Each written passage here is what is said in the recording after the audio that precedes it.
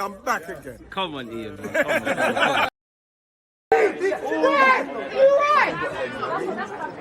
on. Against this right back, Charlie, definitely.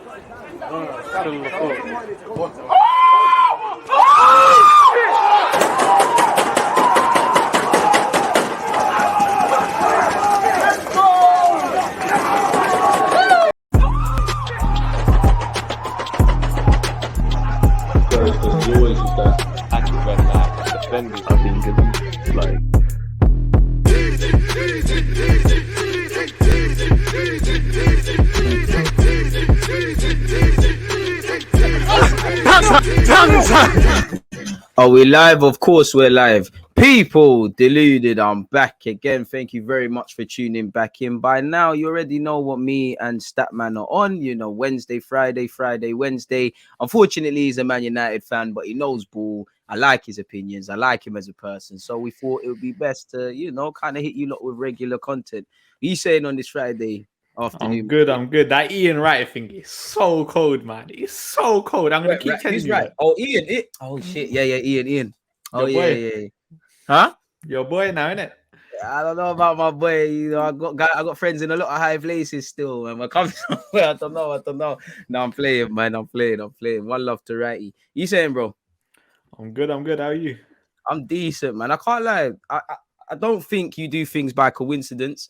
And you've got Rooney behind you. What relevance does that have to Man United? Or is Rooney some sort of current talking point? Or has he said something? I've always had a Rooney backdrop, innit? No, man. 8 points away from survival. They got Preston on the weekend, I think it is.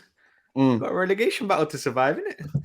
I like Rooney, man. I thought he might have had something to say in relation to Man United's situation or any of their players. But yeah, man, Rooney's on his way to being a decent manager still, and kind of admire him for staying at Derby because, you know, for me saying he's calling the owner and the owner's not picking up, I can't lie. I'm not staying at any job really. Like, I think he's even put his own money into the club. I know, like, these lot are rich and stuff here, but you still have to say fair play. Football team, that's different though. Like, he's got money and it's Rooney, but football team is different and he should be doing that. I do like how he's given Ravel Morrison a chance as well. And it's nice to see him score the other day for Jamaica and just keep playing. I can't lie. I want to jump straight into something. Shout out to G1. I need to understand the concept of this and the context of it. He said, I love the way Ralph clapped back at Paul Pogba. What is he? Do you know what he said or hasn't said? Does anyone know? So, you know, Paul Pogba came out a couple of days ago, and I think we spoke about Paul Pogba saying he's had to play a couple of different roles at Manchester United. And then Ralph's come out and said this, where I heard he said that he's played in a different positions in the last couple of weeks. Since the game against West Ham, we've lost 3 strikers then with Bruno, Scott missing. You have to play a different role. This is normal. So I think that was more down to like Pogba obviously playing up front against City and stuff. But I'll be honest, I think with Ralph here, I can understand why Ralph said that. And I think when Paul Pogba said those initial comments, I don't think Paul Pogba meant them at Ralph. I think he just meant them at United. Yeah. That's the way I looked at it. Because let's be honest, Paul Pogba has never had an established position since he's come. Why do you think that's been? Because I think there's a lot of parallels with Mesut Ozil in that people have just bought 2 quality players for United and Arsenal respectively and just thought everything works out, where realistically you should do it backwards. You should, you know, if you're building a house, you make sure the foundations, you make sure the walls are all patterned, then you start painting it and putting TVs in. There was no system in place, you know. Again, you need the other 10 other players have to click in a system before you talk about people of Pogba and whatnot. And you lot have been turbulent off the field. So beyond the euphoria, it was always a mess. Where you at with Ralph? Because obviously I don't think he's, based on what you've said, and it's difficult to understand the context, I don't think he said anything necessarily aimed at, you know, making Pogba look bad or feel bad about himself. But when I look at sometimes how he's spoken about him, Lingard's availability, Martial, there might have been some couple of other players. He doesn't do it for Harry Maguire. Is it a case of being too honest, or is he not in touch with how you've got to play the media these days? Because it just feels there's too much air of doubt. It's like Ivan Toney's thing the other day. It's like, I don't think he said something offensive, but you said it. Anyone can interpret things different. Yeah, with Ralph, I said this, he's too honest. And it's not a bad thing, innit? It's not a bad thing, but you know how the media are going to interpret it. You know how fans are going to interpret it. Like, you literally have to baby feed them everything these days. Because otherwise people will misquote you, people will take it out of context. And that's what I think has been done a couple of times with Ralph. I don't think Ralph's helped himself a couple of times. Like, You know when he met that fan outside and he was like, when he was talking about Lingard? Ralph. Yeah. I was speaking about more him in the media with Lingard, because I remember Lingard came out and said I was available, some shit like that, and he said something. Yeah, even stuff like that. The Marshall thing as well. Like, he hasn't handled it, you could argue, the best possible way. And that's not just Ralph, you could argue the plays as well. It's just been a miscommunication kind of it. Do you think, is it a cultural thing? Because obviously, Germans and Austrians and people of that nature, they are quite, brutally honest. There's almost no emotion behind it. Is it a cultural thing? Because, in this country, we are kind of babies, or specifically the players are a bit babyish, and the press as well. Yeah, I 100% agree. And the thing is that you can tell Ralph's an old school manager in terms of this guy will just say it how it is. He does not care about anyone's feelings. He will say it. You're right on that. And I'll be honest, I don't mind it, but you just know how modern day players are. You kind of have to look after them, kind of thing. Play their game. Do you think obviously he's a smart man? While I agree with you, and that's my standpoint, to play devil's advocate, you've got to adapt to the times, innit? You've got to, we recognize, let's have it right. We're in a softer time of football. A lot of these footballers are soft. He could obviously recognize that. And I think the way he handles Harry Maguire, where everyone can see the obvious, he clearly recognizes that it's different, but there's more than one way of doing things. Do you think he's being a bit more brazen? Because quite frankly, he's going into some consultancy role. It's not like he's having the job for 3-4 years. He's got to play the game where other managers might have had to. So is it a case of, well, you say what you want, like I'm busting out, so I don't really have to save you lot's feelings, especially when you play like how you've been playing? Yeah, you could argue that as well, because I said that with Michael Carrick as well. When Michael Carrick is in charge, I think he dropped Cristiano Ronaldo. That was a big call to make, but you can kind of do it if you're only here for 3 games. He won Premier League Goal of the Month, by the way. Just telling you probably know already. Listen, Ralph's leaving at the end of the season. He can do whatever he wants. And when I mean leaving, I mean like the managerial role. Because obviously he's still going to be here by the looks of it afterwards in that consultancy thing. That's it. That's the way I look at it, and it's a bit brazy. Obviously, Bruno Fernandes, he signed the new deal. We kind of have spoken about it. I can't imagine any Man United fan is surprised. From the moment he signed, he, to some degree, I want to pick my words wisely, exceeded expectations, has become a key player, has become a go-to man beyond any criticism. So it's a natural course of things. He's probably underpaid now, and he's doubled his wages and things. What do you make of that? Especially as, we're going to get into the managerial talk, but essentially a player at 27 years of age, you've given him a 3-4 year deal with an option, whatever. You've made it without this new manager coming in now. He might indirectly in the back burners have sanctioned it and said yes or been notified, but it seems like a big decision because anything can happen, but you kind of got to use him now. And I know United fans have been very vocal on how you achieve balance with Bruno.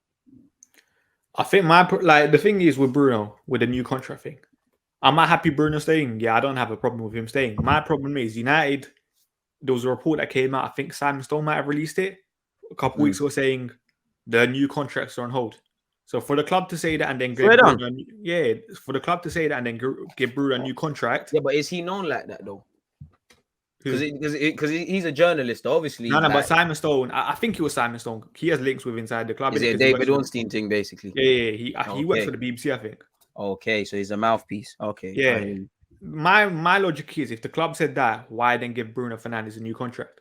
Because the thing is, a new manager might come in. As much as we like Bruno Fernandes right now, maybe the new manager might not like you. It's normal.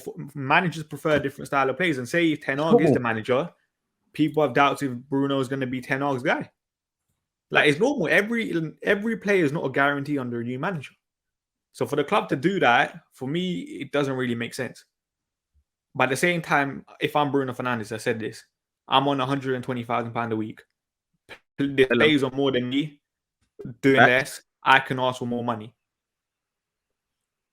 And that's what I'm like. I'm not complaining that Bruno Fernandes got a new contract like that. From Bruno's point of view, I'm just complaining. Not even complaining, but I just think the club kind of saying one thing and doing another. Yeah. It was like the Oli thing. When Oli got a new contract after losing the Europa League final, there was no need. You might have wanted to give Oli the new contract. That's fine. I can understand that. But at that point, Oli didn't deserve it. There was uncertainty over his future. And secondly, or thirdly, it's not like you're fending off interest from other clubs. That like other clubs might have wanted Ole Gunnar Solskjaer as the next manager. With Bruno, I don't think there's many clubs in the world that can afford Bruno Fernandes or want Bruno Fernandes right now. So you're not necessarily fending of interest that you're going to give him a new contract. You're right on that. Which is why I'm like, you could have literally just waited for the new manager to come in, let him work with Bruno for 2 to 3 months, and then make the judgment from there. You're right. And you're right on that, because I look at it as that obviously things can happen. People, we've seen many a times, people sign a new deal and then leave. A club like Man United, there's something to be said with the handling of wages, much like other clubs, but his wages aren't exactly going to kill you. Definitely, even arguably with this in comparison now. I know this probably bumps him up to top 5 earners, but previously he probably wasn't there. And there's a lot of people who, quite frankly, are stealing a living on big boy wages and whatnot. And that's probably harmed your way of moving them on. The way I look at it is, you know, he signed a pivotal contract. Like, he's 27. It's not that you can't earn more money, but this is, okay, cool. The next 2, 3, 4 years, I kind of want to do this. And to be fair to Bruno, the way he kind of speaks about your club and I do think he's got a great mentality, for as much as he might pee people off. So I just look at it as that. Now, where you at with other people, again, before we get into the manager stuff, because Martial, he ain't really been setting the world alight at Sevilla. Van der Beek finds himself in a relegation battle. You know, Diallo's over there at Rangers. He's struggling. Expand on these things, and do you think these lot are going to get opportunities under new managers? Even potentially, he's not on loan, but Pogba, you know, does he necessarily make a decision on his future without a new manager in the club? Where do we start? Diallo, I spoke with Bits and Bobs, I think 2 days ago, and obviously he works closely with players in Scotland, and he said Diallo is struggling, innit? Like, big time. Apparently, after the Celtic game, which I will remember watching in the Old Firm derby, they got battered in the first half, and Diallo played, and he literally crumbled under pressure, innit? And he's still a young player, so you can understand why. You have to learn this, bro. If you crumble at Rangers, bro, what do you think United is going to be? You have to learn this. It can't always be just up there like that. But go on. And since that point, he said Rangers fans have been onto. Because they probably, if you're a Rangers fan, you probably think you're signing a player that United bought for big money for that age. You expect him to kind of hit the ground running. Italian league as well. Yeah.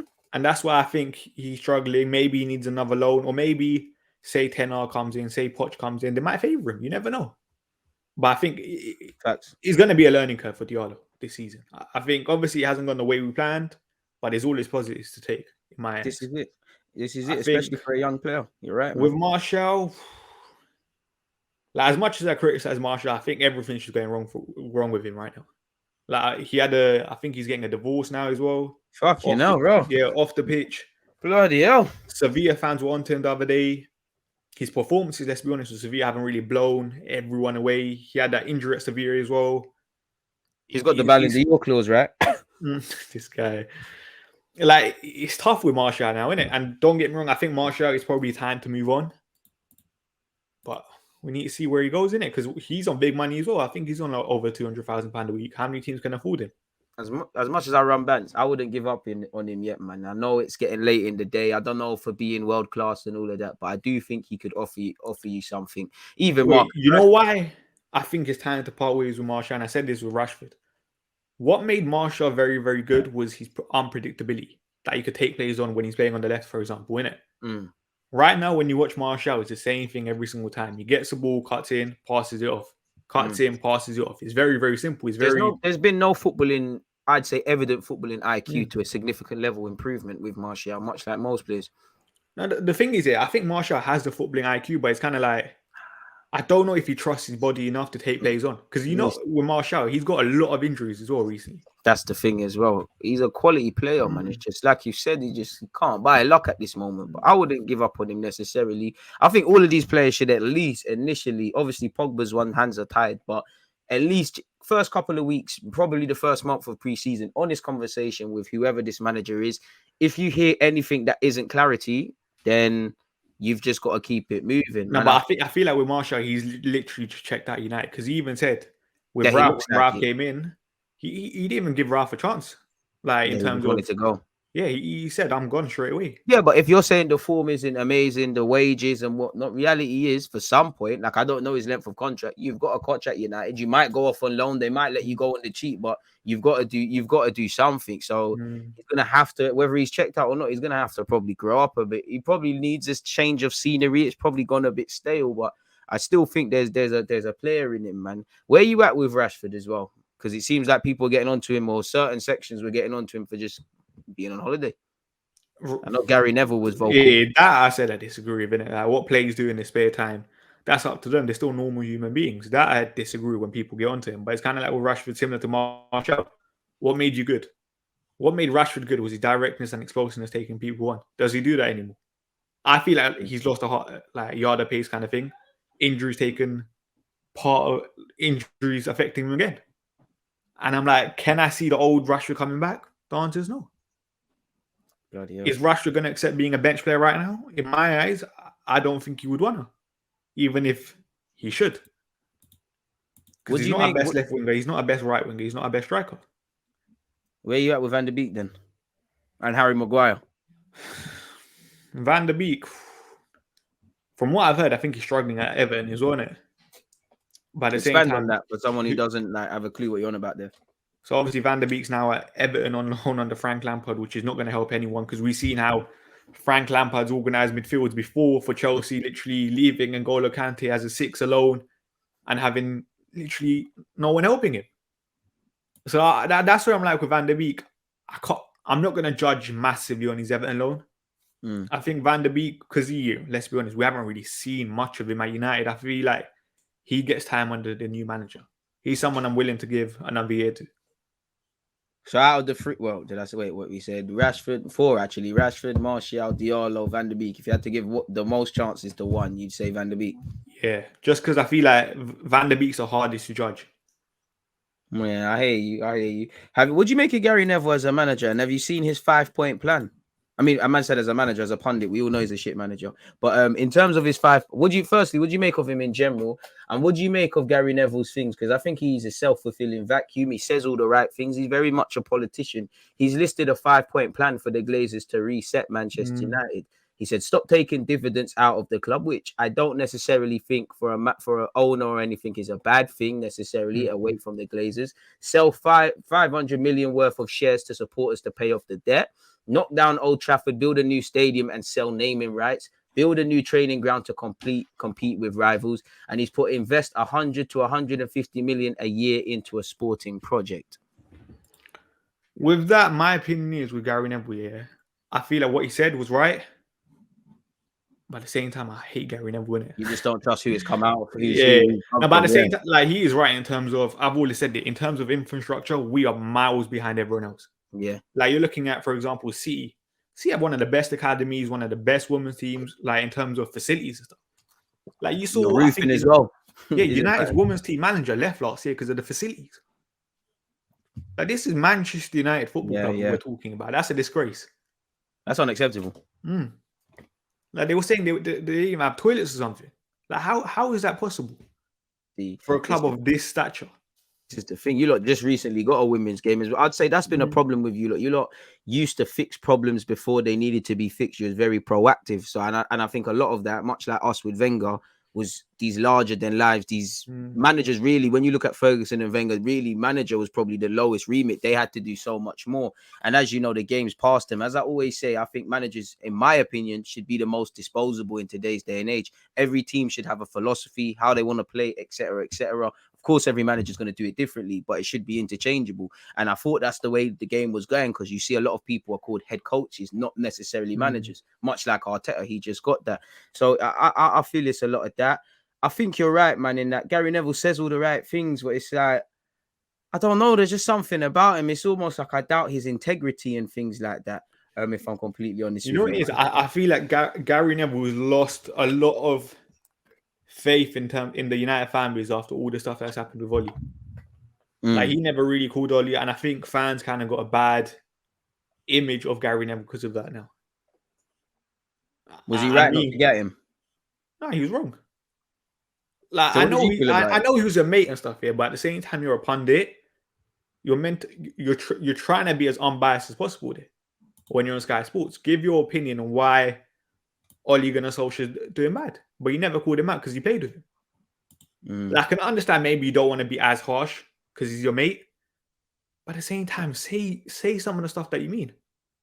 Back your chat in it, because I see him be ruthless. Like, when it comes to my club, and rightly so, he was doing meaty things. He is very ruthless with it. When under Oli, he played the political game. For me, I just feel I just feel he's got that Piers Morgan thing about him. He's a bit of a self-fulfilling vacuum. Now, I'm not questioning his morals, and that's a despicable man like Piers Morgan. I just feel he likes to be seen speaking, saying the right things, and he just goes with the moments, man. And I think he doubles down on nonsense, because I remember the other day, like, he was getting on to Rashford and them guys there for going on holiday, and then the Glazers were just somewhere in it, and he doubled down on it by getting at the Glazers. He just looks silly. I just feel he's just gearing up to be Gary Neville FC. He's doing his punditry thing, and where he's the go-to man. He's becoming a politician. I just doubt his legitness. What I will give him credit for, I do think he cares about United and things like that, because unlike a lot of previous club legends at your club and mine, he's actually, well, he gets paid, so it probably him being hypocritical, but I see him speaking about it. There, you know, a lot of managers or a lot of ex-pundits and whatnot, they're not speaking unless they're getting paid to, or if they're getting their YouTube channels now. So I very much doubt Gary Neville. Do you feel it's helpful for Gary Neville, especially when he digs out players? Do you think it's helpful? As a pundit, I don't mind. Because if you think the player's not performing, that's fine. Like, I've got no problem with Gary Neville doing it. My problem is keep the same energy for everyone else. And then what players are doing off the pitch, why do you care? Like, why do you care that Rashford was at the UFC or something with Brandon Williams that day? Why? Like, you like, and this is where I don't get it with Gary Neville. You were literally a player. You were a player. You know what some of your teammates were doing, going to the pub and stuff. And then you have problems with the modern day footballers just because everything they do is going to be on social media. Exactly. Your thing weren't seen. You lot on, you know, the stories these lot could probably tell privately. Brazy. The stuff he's seen is probably brazy. So why are you acting like you were sane in your day? Because you weren't. You just had no one documenting what you were doing. And that's where I'm like with Gary Neville. Listen, I just can't stand that guy, man. Like, genuinely, I'd rather listen to Jamie Carragher talk about United. I can't lie. Do you know? I think a lot of people agree with that. Yeah, he's starting to, like, I didn't give him a chance at the beginning. Sometimes I feel, you know, you're not going to agree with everyone, but I think he's a lot more impartial than Gary Neville. When he talks about Liverpool, he gasses the thing a lot, but I think I think he's becoming not people's favorite, but Jamie Carragher seems to at least do his due diligence. And for me, I just think there's a problem. Like, for me, one of the most refreshing pundits I've seen in a hot minute was Emma Hayes, or whenever Emma Hayes gets to talk, because she does her due diligence and she says things like, I understand, I don't have much knowledge on this, I have knowledge on that. I just think these guys, too much often, they're just turned up to pay and play, and then they say the same things, man. If you say the same things, you're going to hit the target a couple of times when they start talking about ex-players and how they should be in the structure and things like that. It's absolutely. I'll give credit to Gary Neville in terms of, when he talks about, when he was talking about the Derby situation and stuff like that. Like, stuff like that. He tells like running off clubs. I don't mind the way Gary Neville talks about it, because you can tell he has the knowledge to talk about it. And I think Salford's all right, though, I would say, when he's doing that. Yeah, but like, in terms of I don't mind listening to Gary Neville. Yeah, I don't mind listening. But from just too emotional, man. In terms of him talking about United, nah, man. Even the stuff that he said about Arsenal the other day. The wickedest thing is, I don't necessarily, for that, there was like 2 paragraphs. I'd say I agree with 70% of what he said, just generally. I then think he started to cap a bit with like 30%, where, I do think, I don't want to say it, but just because you lot can pour money at things, and there's certain things that run at your club, I do think in theory, if both teams fixed up off the field, I think you lot are more likely to start challenging for things. I think where we could say we are ahead is because clearly we've done some project reset and things with getting rid of characters and whatnot. Where I had a problem with what Gary Neville said is not that he said top 4 is necessarily as good as it gets with Arsenal. Obviously, from a sporting perspective, you never know. But I know Arteta's got ambition. I know the players. I don't know the people above. So I didn't have a disagreement. It's where it's like, and it might be due to rivalry. It's like where he's completely disregarded you lot's situation and acted like it's a quick fix like that. That's where I started to have a problem with Gary Neville. And for me, I just think Gary Neville's a flip-flop. I think this is where him and Jamie Carragher, when speaking about Arsenal, kind of one's kind of being humble, if it makes sense. It's almost like they both criticize the spending, and Arsenal fans, let's not act, even me, I sat here and said it's not that I'm against Odegaard or Ramsdale or any of these guys, Ben White, but it's like you couldn't see how a lot of these guys evidently improved us. Now, fair enough, but he was very vocal in that, and then he's done a complete flip-flop where Jamie Carragher, I can't lie. I think he gasses us up a bit too much. Like he needs to stop talking about Smith Rowe. But it's like he was starting to say I'm wrong on this, I'm right on that. It's like Gary Neville's just doubling down on what he's saying. That's one thing I give Jamie Carragher a lot of credit for. Like, you know, when he was talking about the Chelsea thing the other day, and he went a bit over the top. He came out and he held his hands up. He got pressured though. Don't get me wrong. He did get pressure, but at least he came out and apologized, because you know it was Gary Neville. The guy's just gonna be like he's just gonna be arrogant and say, I'm right. So that's why I still give Jamie Carragher a lot of credit. It's like what my man Ben said here. This is what Neville does, though. He talks 70% of the time to get you to agree with him. Then he just starts capping, hoping people to continue to agree. Ben, you've been spot on. That's just it. Like he'll say a couple of real facts, and then he'll just throw in some cap, man. Like give the harsh reality gnosis. Literally. No, man. But I do think he's got points. Like I said, with Arsenal, I don't necessarily disagree, because on one hand, you would think if we do get top 4, it's a platform to build upon and things like that and whatnot. And as I said, the players that I do believe in, the players I don't necessarily believe in, I know that they want to have some ambition. Arteta the same. But as you know, it's about those above. Like, I don't want to be in that Tottenham situation. I hate to praise Tottenham, but there was a season where Tottenham could have built something. I think it was that year where they were unbeaten at home. They had a Kyle Walker, the 2 Belgium centre halves, you know, the Lloris, they were lit, you know, and you could see Spurs at a point. They had the players, the gaffer was on it, the fans were on it. You just needed 1-2 more man of a quality of a Kane or Son to make them build on something. I don't know if that's going to be us. I don't know how ambitious FSG necessarily are, because I speak to a lot of Liverpool fans that are my friends, and they kind of don't have the best relationship with them. On the surface, it looks like they, you know, Michael Edwards, and that they spent well. Unless we were to sell a player for big money and use that to get our very own Van Dijk and things like that, I don't know. Because for me, the alarm bell should have been ringing the last season we finished ahead of Spurs in the league. That it was that close for them to finish on top of us. Alarm bell should have rang. So I don't know for the ambition. I don't know if Kroenke will say, you know what, you've exceeded expectations, Arteta, assuming we get 4th. That's it now. I don't know if you're going to build upon things, because one thing that scares me a bit, as much as the Kroenke thing, you know, I can't just sit here and blame the owner, because at the end of the day, money's been spent. Like, money's been spent. Arguably, since we've had to watch our P's a bit more, we keep ripping up contracts and doing things. So again, everything falls back to the owner, because everything's a reflection of his, bro. But who do you employ now? Now, again, criticisms with the manager, but it's like, I don't know what Edu's on. Do you have foresight? Because it feels like, for me, we're only now fixing problems that are at our door. We've known for a minute, Aubameyang, Lacazette, something's got to be addressed there. It's only when Lacazette, Aubameyang, apologies, the things happen in January, when now it seems that, okay, shit, we need a striker. This is what I need to know. You look at Edu, I haven't learned too much about him. Like, what's his legacy? If he leaves tomorrow, what's his legacy? You've tore up a couple of deals. And that's what we've done.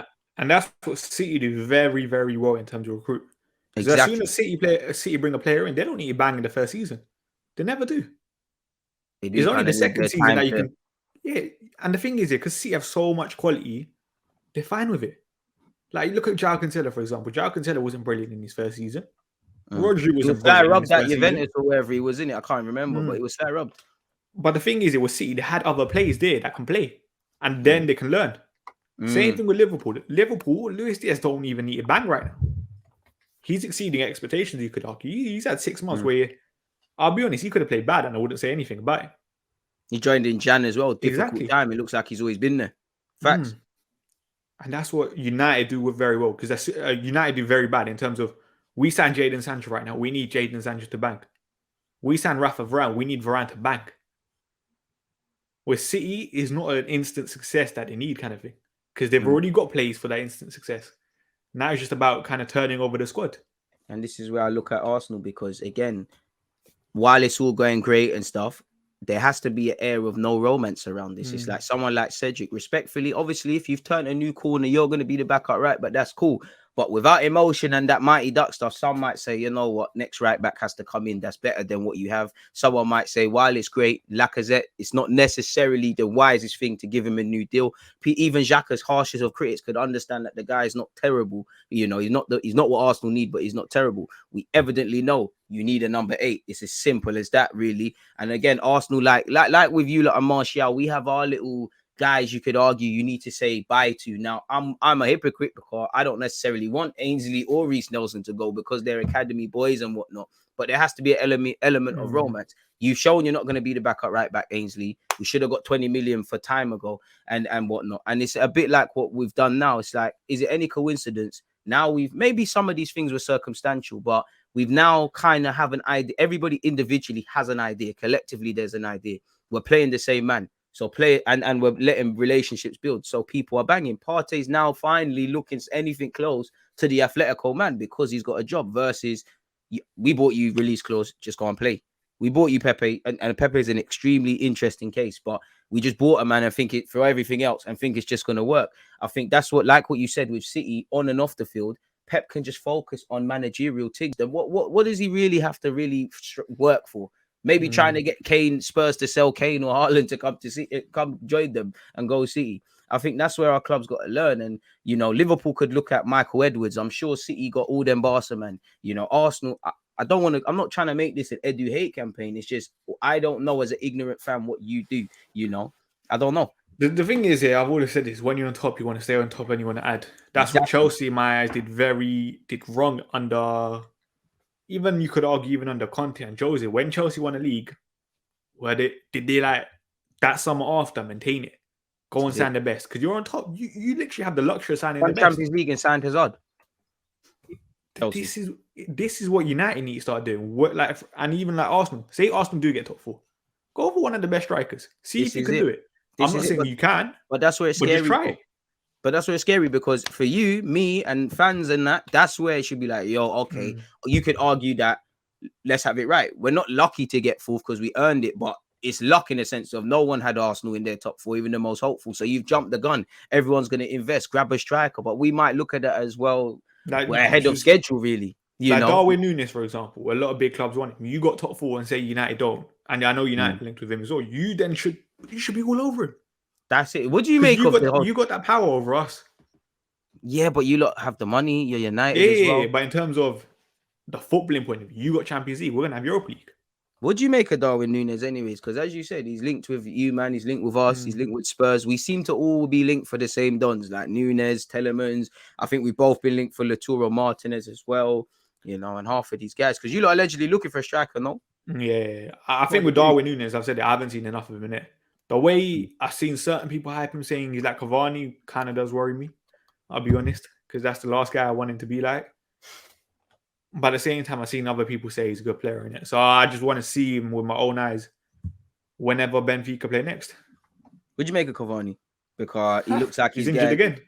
Yeah, and one minute it looks like he's going Sociedad, now it's Boca. What do you make of him? Because I can't lie, I do like to ask you United fans about Cavani because it seems like you lot treat him a bit like how certain sections of Arsenal fans treated Ozil. He's lazy, he doesn't want to play when he's not 100%. He's taking this as a retirement home, etc., etc. I've never hated a player more. Hate is a strong word. Oh yeah, hate is a strong word. Like I just can't stand the guy.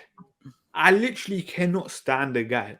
Like, how can you just come United and just treat us like a gym kind of thing? You're not fit for United, but as soon as Uruguay have a game, you're all of a sudden fit. As soon as that campaign with Uruguay is over, you're injured or you need a bit of a break. And I'm just like, I can't stand him.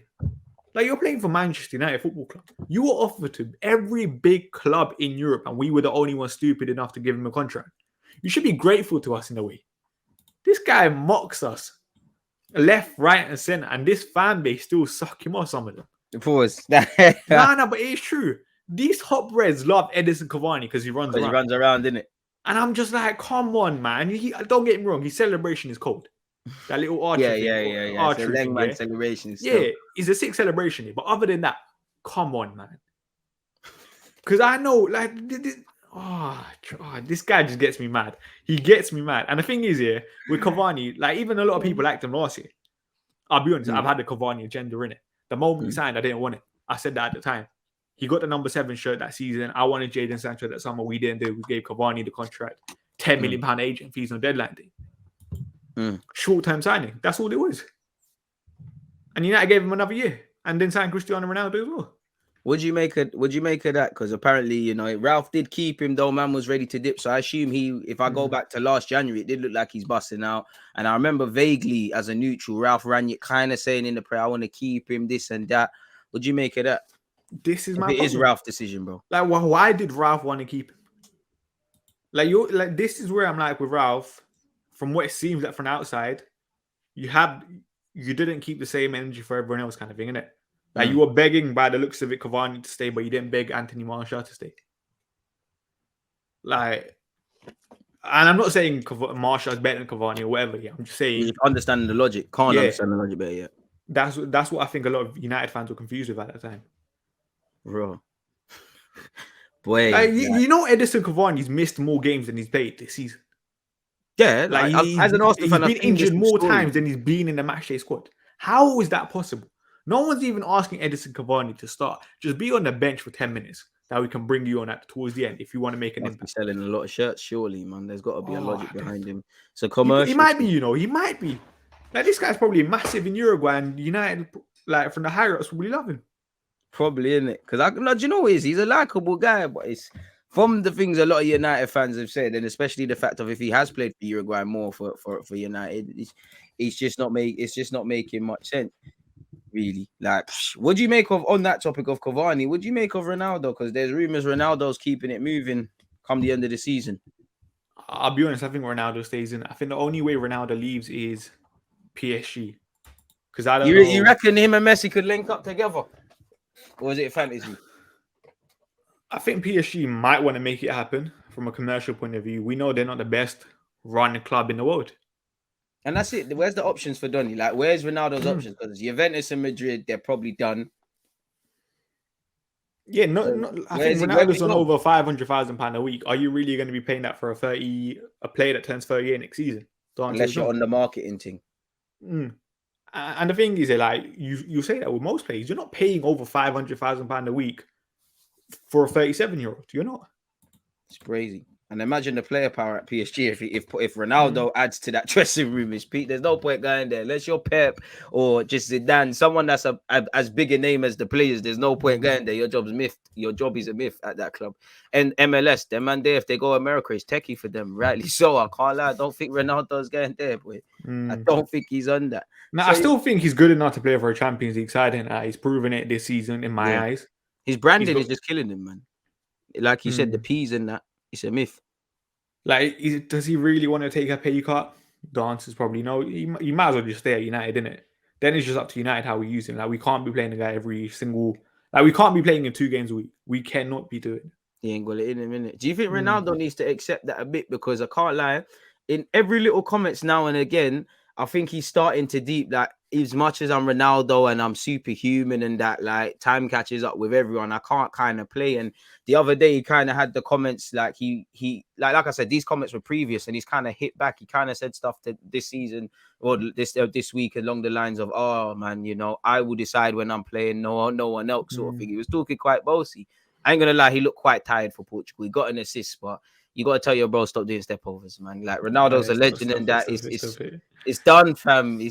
Rumors say he's still trying to get his foot over the ball now because listen, like, fam. Like, you got the assistant. You got the assist. He's calm. You're doing that. I mean, I watched the game. Technically, fair enough. He got the assist, but I can say Bruno balances the side then on that Portugal team because I think he's done quite well in the 2 games I watched. Yeah, Bruno done well, but I think with Ronaldo, I'll be honest, it weren't the best 2 games. I don't think they were horrific as people want to make out, but listen, it's Ronaldo, isn't it? Like, with certain players, you just have to say that. You say the same thing with Messi. He's Messi.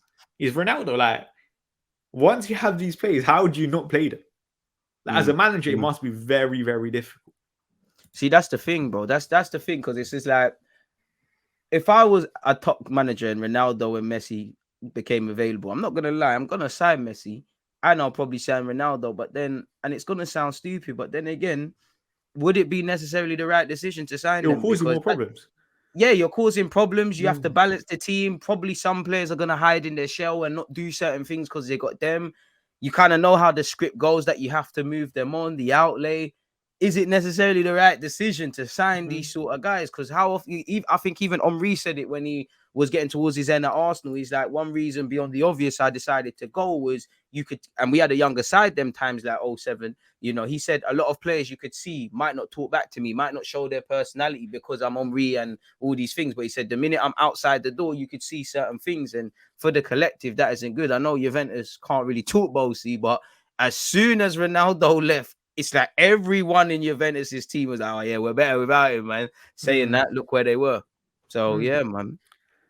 Yeah, but I don't feel like Ronaldo's a bad influence in the dressing room as people want to make out. I think like we saw like Hannibal came out the other day, Alanga's come out, Ronaldo helps. And the thing is, if you're a player, them man are breading though. Them man are breading. I hate that. Yeah, but if you're Ronaldo's the first guy in the dressing room every single time, the training group in the gym. No, but I know it. I know. Deluded. You're an idiot for that comment. You know, you're an idiot for that comment. But you know Ronaldo's there. Do you know it's because I can feel the Ronaldo passion coming out. I'm trying to trigger it to come out more, bro. Of course. Like, you know, Ronaldo's there. If you're a player, go follow it. How do you not follow it? True. You're right. Like, you are literally learning from one of the greatest, in my eyes, the greatest footballer to ever play. That's a funny way to pronounce Lionel Messi. What going on, bro? Nah, I'm pronouncing Ronaldo. Why is Ronaldo the greatest? He's the greatest. He's got another World Cup to win as well. Yeah, no, but tell me specifically why he's the greatest. I just want to know. Like I said this. I just want to know, bro. I said this. You can't just describe Cristiano Ronaldo in it. But no. Thing, fam. No. By this year, like, you need a person to step up, and he's just there. Like, explain the football thing, bro. Like, don't give me the music thing, bro. People always get onto me for this. Slightly when he got injured, Portugal won the thing, boy. Ronaldo's on the touchline, influencing everything. Yeah. But again, being a manager, but God, why is he the best, broski? The best, fam. I think with the best, I think he's shown his what's the word? Adaptability. Yeah, that word. That's it. Why can I not say that word? Like, this guy's gone into every single team, every single league, and he's just shown everyone up. Like, how can you do that? It's not. We've seen other players struggle. We've seen other goals struggle. Certain goals got 2 goals in the French league. I'm not saying Messi's been bad, but I'm just saying he's got 2 goals. Ronaldo come in, banged. And Ronaldo's got 100+ goals for 4 different teams. I don't think people realize how special that is. Portugal, all right, cool. If you slap them both on the football pitch, broski, who's better, man? What's Ronaldo got over Messi? Now, what's it? We're playing a game of. We're going to the park. We're playing a game of football. 11 versus 11. What has Cristiano? You're about Ronaldo and Messi are there. You're picking Ronaldo. What is he? What does he do better than Lionel Messi? Wins me a game and scores in the final. Nah. That's true. It's true. Yeah, but Messi's one. So you as a United fan have seen live what Messi's done against you, man. Like twice. He's out jumping your goal centre backs. Yeah, I know, but who's got the most Champions League final goals? Yeah, Ronaldo. Yeah, I'm not them Messi defenders and that. Like, I just like Messi over Ronaldo. I think Ronaldo's disrespected. I feel the one thing that's disrespectful to both of them is this whole. As much as I believe Messi's one of them ballers, like Pedri and all these guys that God said you're playing football, Bukayo Saka as well. You know, I think he's worked hard, and I think Ronaldo's had an element of natural talent. They act like he was Stuart Downing, and he just done a million push-ups and he became sick. Like, it weren't that thing. Ronaldo's unlucky to be playing with Messi. To me personally, there's not a damn thing he can do over Messi. I know Messi, you can say what you're doing, but bro, the guy, like you said, it's Messi, isn't it? Like, I'm taking Ronaldinho over them both. If you know, but still, man, regardless. But it makes sense. On a serious note, I was going to ask you as well, what do you make of, obviously... Well, Ronaldo is too disrespected, by the way. He's too disrespected nowadays. Go on. Massive. Like this, go on. No. But by that, I mean, with Manchester United, it seems that every single time something goes wrong, you blame Cristiano Ronaldo. Ronaldo's done his thing. Ronaldo is third top scorer in the Premier League. He got 6 goals in the Champions League, got us through from the group stages. You have to respect him. People ain't respecting him enough. And he's 37. Like, obviously, this version of Cristiano Ronaldo is not unbelievable. He's nowhere near it. But you still have to say, you know what? 37-year-old coming into a league that, let's be honest, you probably shouldn't have come at your age. I think and you're still doing It probably confirms the Premier League's a farmers league. Coutinho been doing nothing in Barcelona, comes back bangs. I'm not going to call the Premier League a farmers league, but it's looking like the French league is tougher, man. That might explain why Messi. Some might say that's why Messi. The excuses for Messi are coming out again. I know, man. I'm just trying to. I'm just saying the excuses are coming out.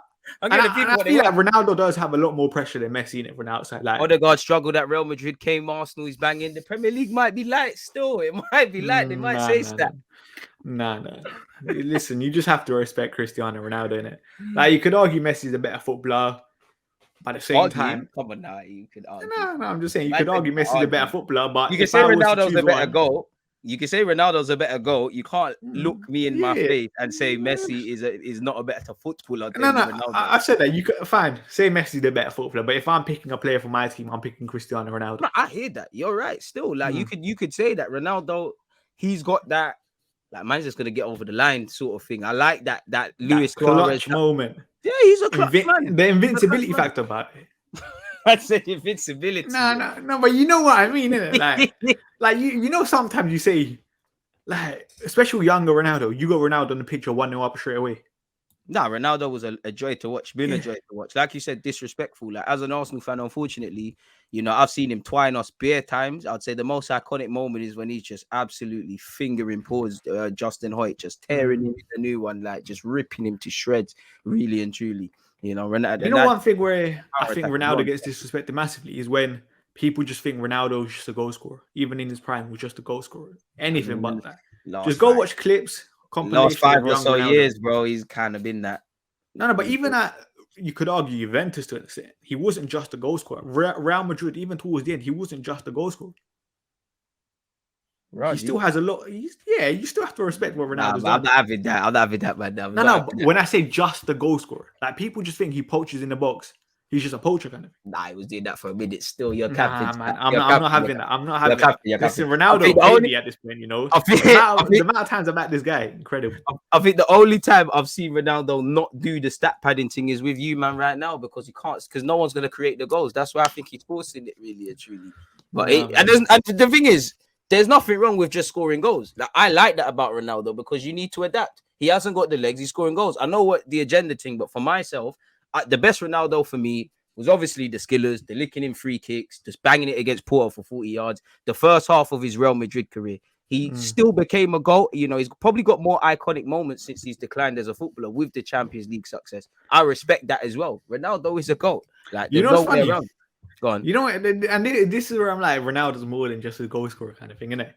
Like, if we're factually looking at it, you know, last year he was 10th in the Serie A for the most pace dribble passed. No, I'm not.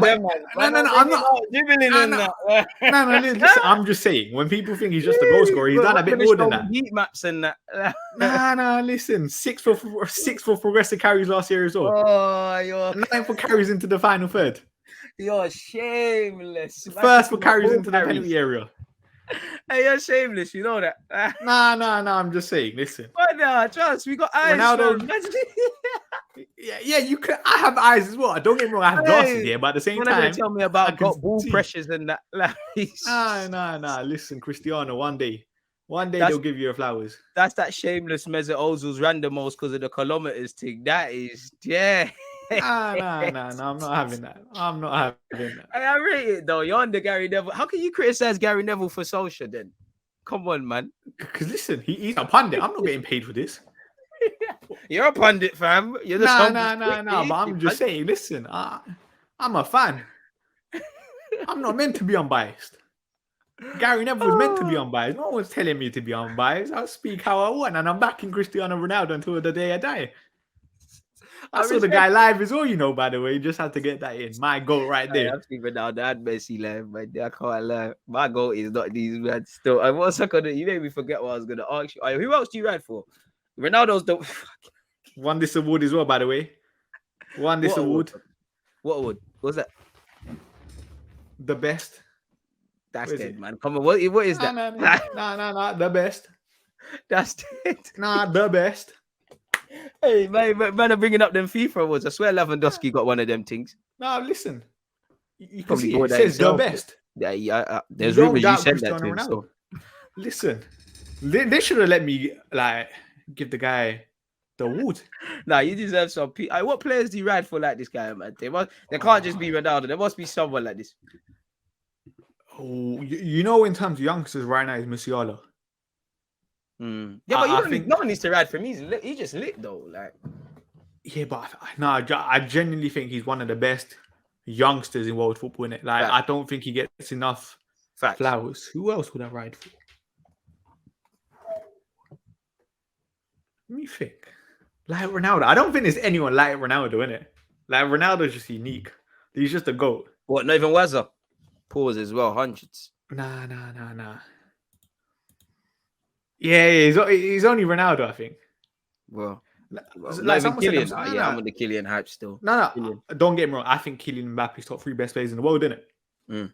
But there's just no one I ride out for just like Ronaldo, innit? Someone says, "That man, this is why you get cooked." Listen, I'm ready to die on this hill. If you're telling me I'm dying on the Ronaldo hill, I'm fine because he's gonna bag me goals. All right. So, what criticisms have you got of Ronaldo then, man? Nothing. Hey, yo, Brad. Nah, I'm joking. Criticism of Ronaldo. You're definitely gonna support his kid in that, man. But he bagged the goal the other day for the under 12s. You're shameless. No, like he did. I think Rooney's son bagged the goal as well. You don't just need to say Messi son and complete the set, man. Nah, I think criticism with Ronaldo, let's be honest, at this age, he cannot play 2 games a week, innit? Like I said, the more you're gonna see Ronaldo consecutively, when we saw him the other day, 4 games in 9 days, I think it was. You're gonna see a bad Cristiano Ronaldo. That's crazy. Like, no, not even a 37-year-old. Forget for 37-year-old. No player should be playing 90 minutes in 9 days, especially when you have a squad. That's not that. Yeah, that's just gonna damage football. But the problem with our squad is Edison Cavani. You absolute donut. Eddie, how is Cavani still catching strays? Nah, you had to, innit? I meant to ask you as well on a slightly serious note, yeah, because again, I should have asked you at the beginning. I'm sure you see, obviously, Rashford, rightly or wrongly, gets a lot of abuse, innit? Did you see someone got jailed? Some 19-year-old got jailed for racially abusing him. Yeah, I think the problem with that is I don't know how it necessarily works. Like, how do you put someone in jail when they have like a hidden identity kind of thing, innit? It's going to be very, very tough to kind of maintain it and have like, let's be honest, he's not the only one that racially abused Rashford. What's happened now with the other people that did? Because it was more than one. This is the thing.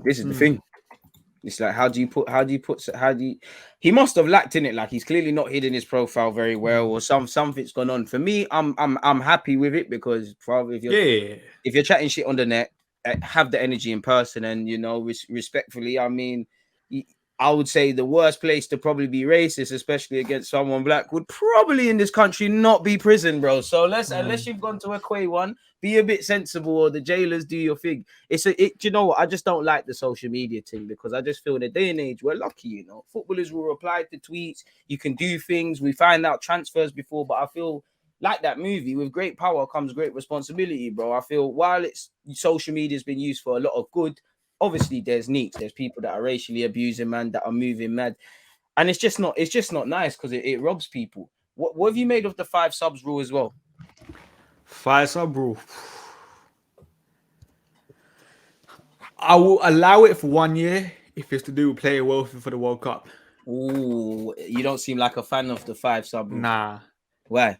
The reason I am not a fan, I just think, like, if you're a top half of the table side, you got a massive advantage. And for example, like, people are going to say United's bench is not brilliant, but we still got a better bench than people like Norwich. They're like, you're just made, like, it's kind of like the rich get richer kind of thing. United, City are going to get stronger, in my eyes, against when you're playing the lower half of the table sides. I don't agree with that. I can't lie. I feel like, say if every other country, which by the looks of it are sticking with 5 subs, then you kind of have to do it in my eyes, isn't it? Because I'm pretty sure this year the Premier League had 3, every other league had 5, and I think that's just unfair, especially when you go into European competitions as well. I can't lie. I agree with you. I fully agree with you. You know, obviously on that aspect, I think it's needed. I feel it's going to sound a bit snooty, but typically, you know, everything they do is going to benefit the bigger sides because that's the product and whatnot. And obviously, as much as I might say Arsenal's not levels and our squad is stripped, we'd benefit from it. I just think it needs to happen because from a selfish point of view, there's already too many pointless fixtures. There's already too many pointless friendlies at club and international level. For me, it shares the workload out a bit. I do like the way it's implemented. It's not like you can just last 10 minutes of a game just roll on 5 subs every second. You've got to obviously be strategic. I think it's the natural byproduct of the game, really and truly, and I think it worked well during when the game when it was behind closed doors and all of that. I agree with you, the smaller squads that might shag it, but a byproduct of that is, I would argue, and it's easy for me to sit here, and probably you as a United fan, you got academy, ain't you? Use it like you, simple as that. Like someone said, yeah, but you also have better starters. 100% here, we already have better starters, isn't it? But I just think you're increasing the gap between the top and the bottom sides in my eyes by doing this. And another problem I have, you have 10 outfield players. Say you have 5 subs, you can change half your outfield starting like 10 plays. That element of team selection, in my eyes, that I think is a skill, kind of goes away if you can make if you can change half the plays. Yeah, but it's when you do it, and you got to remember, like, sometimes man makes subs and people play worse. Like, I look at us against, was it Leicester?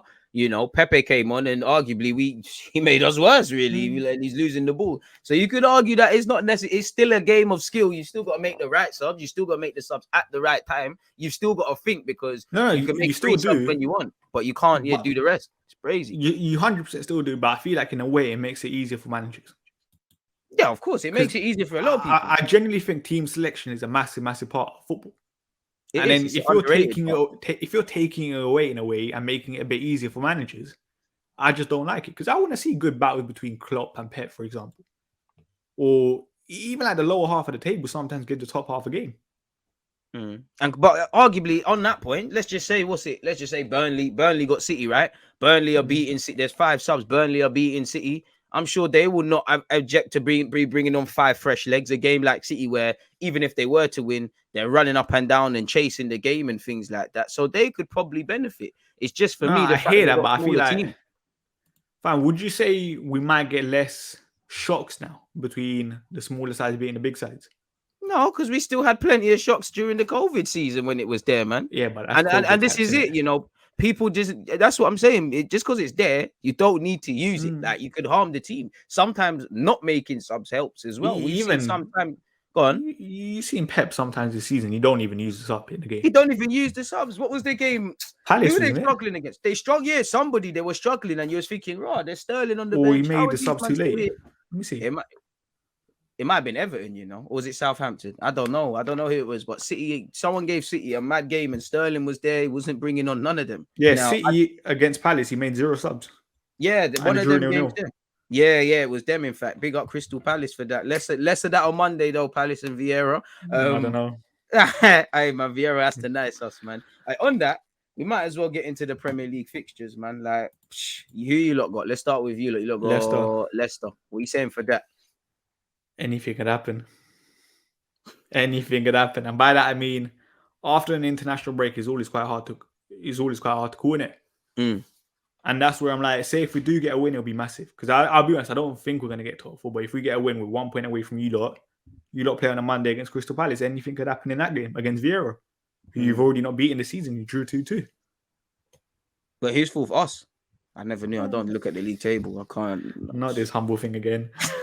No, but like, for me, it's all about applying pressure in it. I don't think we're going to get it, but make sure you're there. Spurs, Chester United solidarity there with the applying pressure thing. I hear that. No, but you just have to be there or thereabouts just in case, obviously, Arsenal drop points.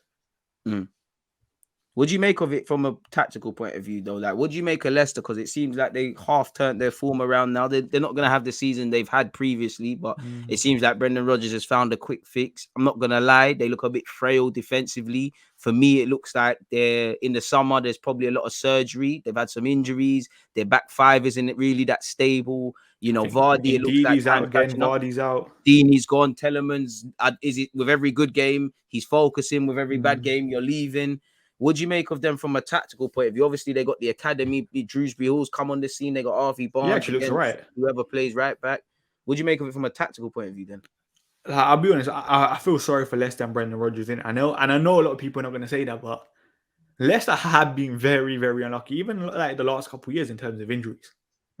This year, it has been very, very tough. Like, you're looking at the back line, the last game, it was, I think, Asunchu and Daniel Marty together. Marty or whatever, yeah. That's not a good back line.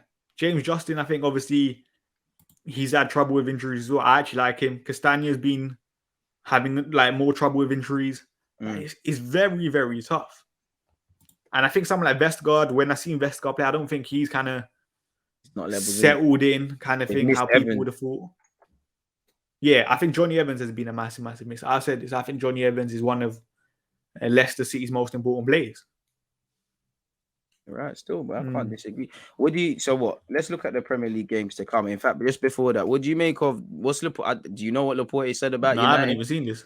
Let me see what Laporte has said, man, before we carry on with previewing the Premier League fixture. Let me see what this guy said. Emmerich Laporte. Let's see what he said. It'll be interesting. Better not diss us. I think he sent for you lot still. Laporte has pulled no punches in identifying the gap between Manchester United and Man City, suggesting fans of the former aren't used to the current situation. He said, you noticed that when asked if he felt people were waiting for City to fail, maybe it's not that they're tired of us, but they don't think that can annoy people like our neighbours who haven't won anything. They have a lot of supporters. We're in the same city. It's hard for them to understand, but there's only one winner. They spent a lot of money too. He then went on to say, I can decide to... Oh, no, he went on to talk about other things. And then he said, he went on to talk about his future there. So that's what he said. It doesn't seem like he sent for you lot per se. He's not wrong, is he? Like, I'm at that stage where it's like, you can't even fight back in it. United have given us nothing to fight back. Laporte is not wrong in this situation. You just have to take it on the chin. I think he sent for Liverpool as well, slightly. You know, he said maybe it's the rallying call and the rallying cry at this point in the season. As we know, it's techie between them. Shout out Josh as well. So it's techie, man. It's techie. What do you make of that, anyways, man? Like, does it just make you look at your club a bit more sideways? Like, what the hell's going on? I've already been thinking that though. Like, it's like sometimes, like, obviously, I know there's going to be certain parts of the fan base that are going to be unhappy with Laporte's comments, but it's kind of like, you know this. We're miles behind Man City. Saying it, innit? Yeah, like sometimes you just don't like the messenger, but the message is right. Like I said this, David Moyes said it when he was in charge. We're miles behind City. We should aspire to be like City. He's spot on. Can't disagree. Someone said, so you agree United are bums right now? Yes, I do. We might not even get Champions League football. Like, don't get me wrong. I want to back this side as much as possible, but sometimes you just have to be honest where you are as a club. You have to be brutally honest. You can't disagree. So what would you say your score prediction for Man City Leicester is? United Leicester. Yeah, Man United Leicester. Apologies. 2-1 United. Fair enough. I'll go with that. I mean, from that, let's speak about Crystal Palace Arsenal. Now, from my perspective, as you said earlier, you know, it's a game where, in terms of improvement, or if Arsenal don't go on and get top four, I'm going to look at Crystal Palace. You know, I'm going to look at Crystal Palace at home. I'm going to look at Burnley at home. I'm going to look at Everton, you lot, away from home. I'm going to look at Brighton away as where we drop silly points. On the best of days, Crystal Palace in the last few years has been frustrating. It's been a tale of two halves and is anything but predictable. When I look at Palace, obviously, Patrick Vieira, I'm happy to see what he's doing. They're buzzing. They're playing well. They're fearless. Some of their players have been rewarded with international call-ups. They play exciting football. I hope Elise, Eze, and Zaha don't play, but we're going to have to earn the right to play. It's a very techie game. You know, we've got the last 10 games now are brazy. The next 6 games are brazy. You know, we've got, for me, our first 3 bogey teams, and then we've got, you know, I think you lot, Chelsea and West Ham. So we probably need 9 points. And you start to play Tottenham. And we've got to play Tottenham as well. Hopefully, alleged top 4, wherever we are on the table, can be wrapped up by them. But we need to get 3 points, if I'm honest with you, man. It's going to be a techie game in South London under the lights, man. I'm going to be like you and go 2-1 Arsenal. Anytime Ramsdale's not there, one love to Leno, but Ramsdale's just better than you. I think he's got better game management, man management than you. I think he's more vocal. I think his distribution is a lot better than yours. And our distribution and our transitional play, yes, when we scored some great goals, it's amazing, but it can go up several aspects. And I feel we rely on our centre-halves too much because we haven't got that number 8. Now, if you factor in Leno's distribution where the ball don't stay on the pitch and maybe Tomiyasu not being there, it's techie. So I'm going to go with a 2-1, but I think we might drop points, man, if I'm completely honest. And, you know, we play last, so we see exactly what's going to happen. What do you make of Spurs Newcastle then? I said this. You see teams like Newcastle, Brighton, Palace, you could even argue Southampton. Those mid-table sides are the teams you want to be playing at this point. Newcastle are safe. Tottenham should be beaten. But at the same time, Newcastle now, like this is where Newcastle are kind of interesting in terms of you could argue a lot of these players have a future to play for. They know they're very, very easy disposable right now.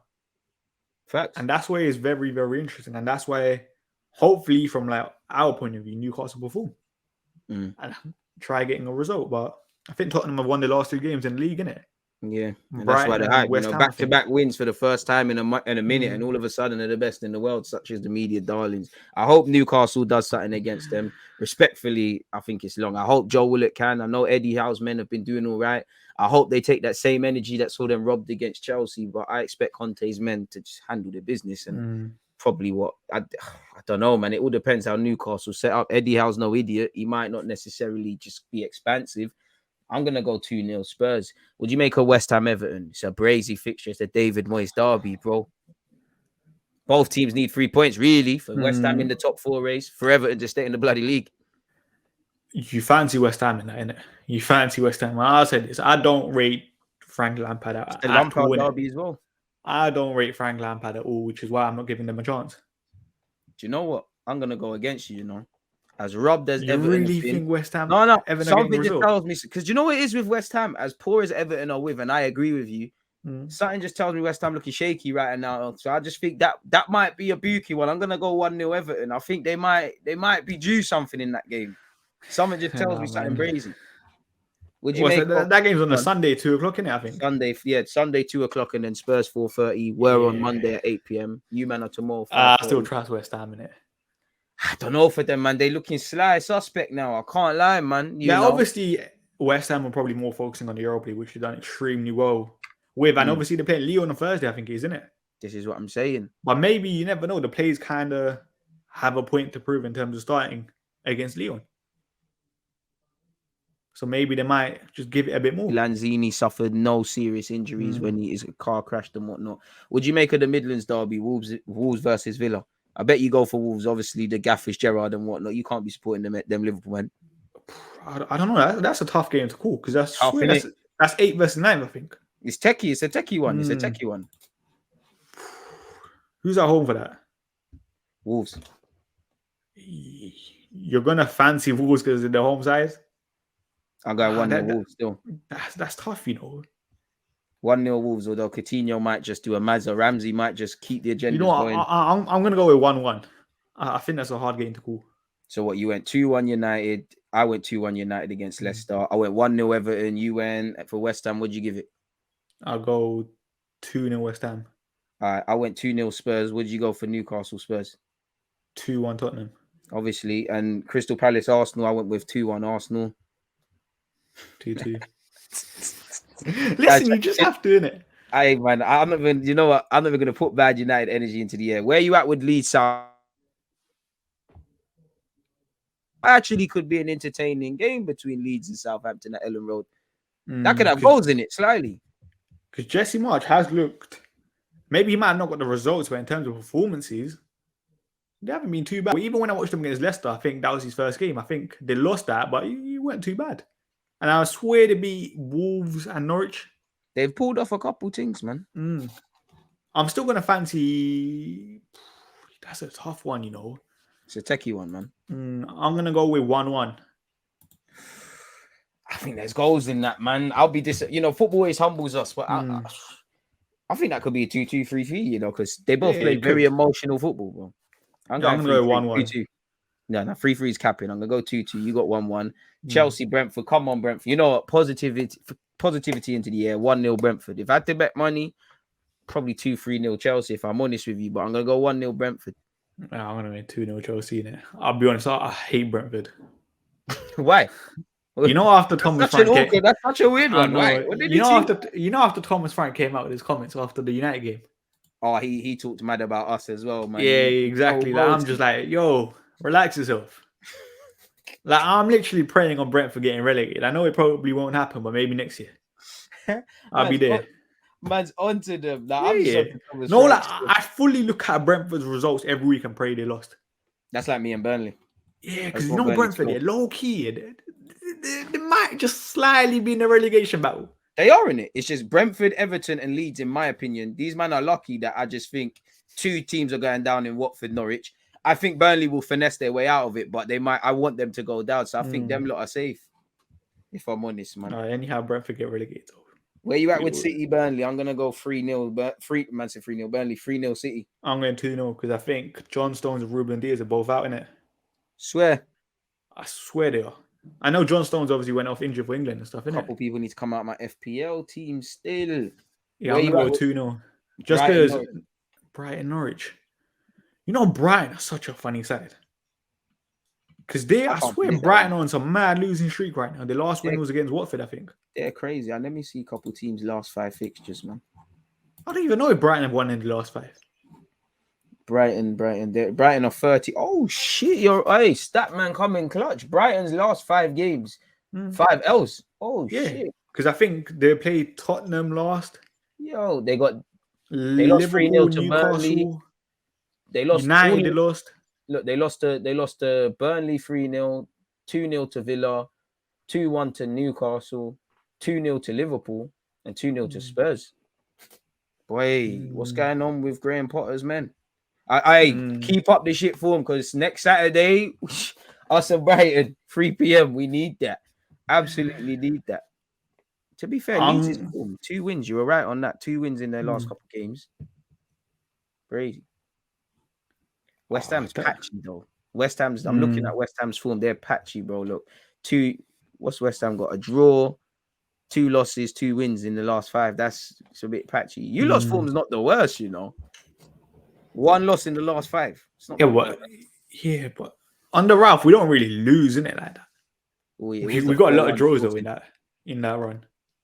We've got RL as well. We got smacked against Liverpool. No, yeah, I mean, obviously the last 5's a peculiar one to look at, but form-wise, it's crazy. You can't read too much into it. Like even Southampton, they've got 2 wins and 3 losses in their last 5. Wolves have got 3 losses and 2 wins. It's pretty patchy. Form's not everything, but yeah, Brighton, Norwich, I don't know. Norwich's form has been crap as well, though. Yeah, that's the thing. Norwich are just shitter than them, so I'm probably gonna go 1-0 Brighton, but Norwich probably finessed them. Crazy. I'm gonna go 1-1 that game. And lastly, your best friends. Where you at with Liverpool and Watford? Yeah, that could be peak. I can't even lie. It's not gonna be pretty, isn't it? Ben Foster's footage is gonna be lit. I'm gonna go with 3-0 Liverpool. Same. I mean, Salah, you're in my FPL team, so I'd say a brace from Salah. He's my captain as well. Trust, a brace from Salah. I don't know, man. 12:30 games. I don't like captaining players on the 12:30. But I can't lie. It's actually just been Salah and inshallah. I can't lie. Yes. You're good for something, man. He scored goals, bro. Like the other day when Liverpool battered someone and Salah had the utter cheek not to get among the goals and an assist. He's a cheeky guy, man. Hey, obviously to wrap this up, what content you got to come later this weekend, or etc., etc.? You must have a watch along, no? Maybe. Obviously, I'm gonna be doing a watch along with rants on tomorrow. Fair enough. After that, I don't really know it. I'll see.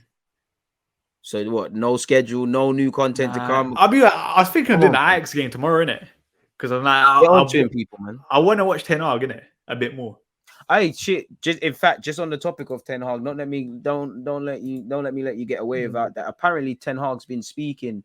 He said there are always, just paraphrasing, he said there are always talks with representatives from other clubs. Manchester United is a great club with great fans. My full focus is completely on Ajax now. We're already planning for next season. He then went on to say as well, Bundesliga is a fantastic league. I hope to work there in the future.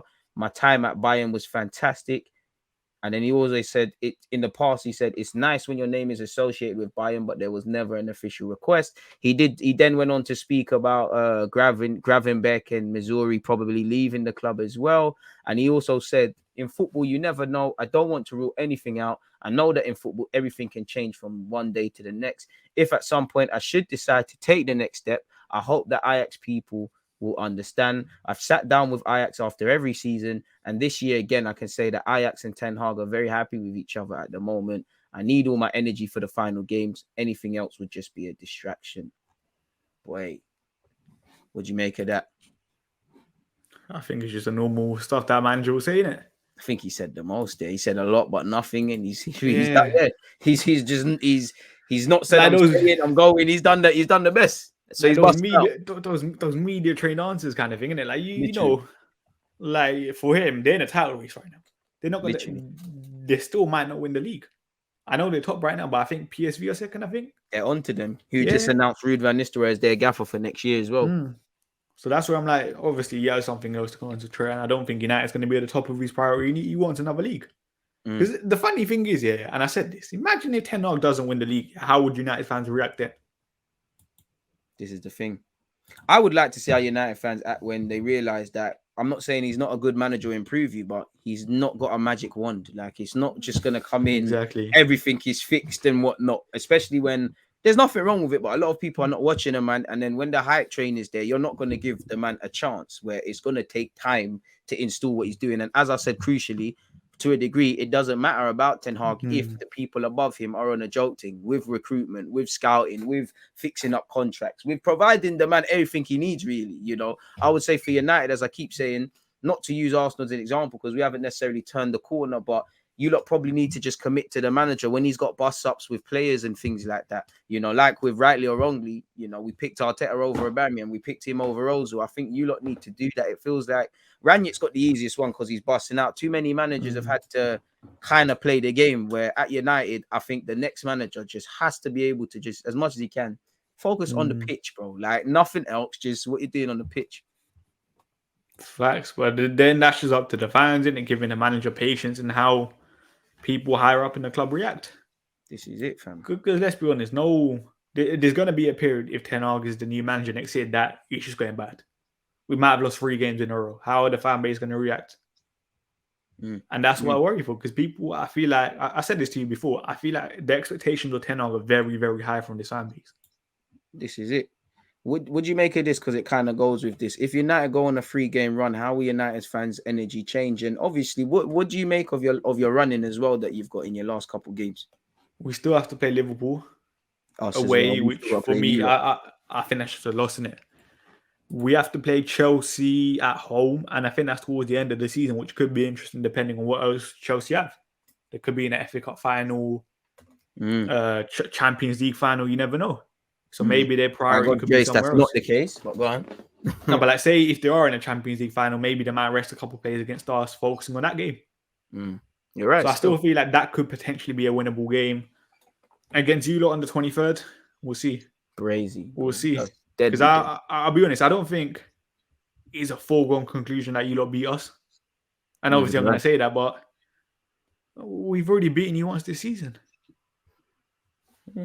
As I said, Ronaldo scored 2 goals. Yeah, I mean, Ronaldo. If Ronaldo wants praise for scoring against under Michael Carrick, the bar's on the floor, man. You know, again, that's you lot should be confident. For me personally, I just want Arsenal in these last 10 games to just keep doing what they're doing. I think it's premature to talk about the league. Obviously, with 10 games left, every week is gonna have a new narrative. As I keep saying, honestly, I think Arsenal have done well. I don't know where Arsenal are in the league table. So again, we just have to take every game as it comes. And like you said, you lot are coming for blood, and you lot are jamming. Even though we've smacked you lot up at the Emirates plenty of times, you lot have had some jammy results against us. You've come into it on bad form. We may have. There's been times where it's just us against De Gea, and that's my biggest fear because you lot know how to jam stuff, man. Someone said Arsenal need to show up. Listen, Arsenal need to show up, but you never know, innit? Cristiano Ronaldo might show up. Jadon Sancho might show up. Who's Sancho? Baller. I don't know, man.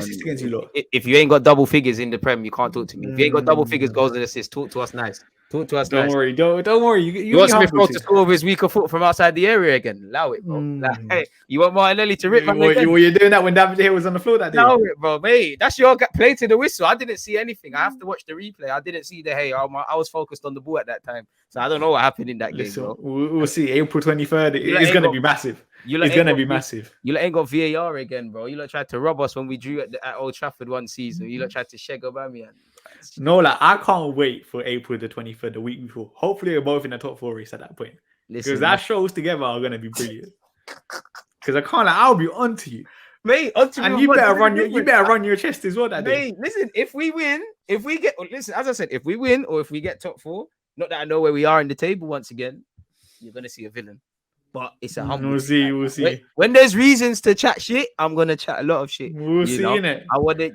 Champions League, Varane. I got so much stuff in the drafts for you. So much stuff. Make sure I said this here. You're playing there. Just make sure United go to the game on April the 23rd with this point gap. Because we beat you, then it's down to 1, and you still have to play Tottenham.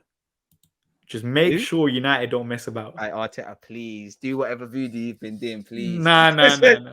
Whatever you've been giving these players, keep doing it. I don't think we're getting top 4. I said this here, but there's a small bit of me where it's like, you never know, innit? You never know. That's how Arsenal should look at it. I don't think there's a chance of getting top 4, but I think there's a small chance, man. In many ways, it's easier to finish 6th than 4th in the table, man. So yeah, finishing 4th is very difficult. And I've always said this here. In a situation like this, I'd rather be the ones chasing. Because I feel like then pressure's on you, innit? Get a load of this guy. No. I'm just saying, I'd rather be the ones chasing, innit? I don't listen. Like I said, I don't know. Honestly, if you ask me where Arsenal are in the table, look, I'd have to look now. I remember when we was in the bottom 3. So shit, we just gotta keep going, bro. We just gotta keep going. It's looking decent. Swear down, Arsenal 4th. Right. You didn't know that, yeah? Nah, I never knew, man. I'm not gonna look at the league table to the end of the season, bro. Are you sure you ain't got no content coming out, man? Come on, man. Make sure you're following him on Twitch and YouTube, people. I can't imagine you're not. I got a show on the replay. Flawless today on his channel. 5. I'll follow up that one. And I think we're going to be talking about the World Cup draw and stuff. So hopefully Portugal get an easy draw.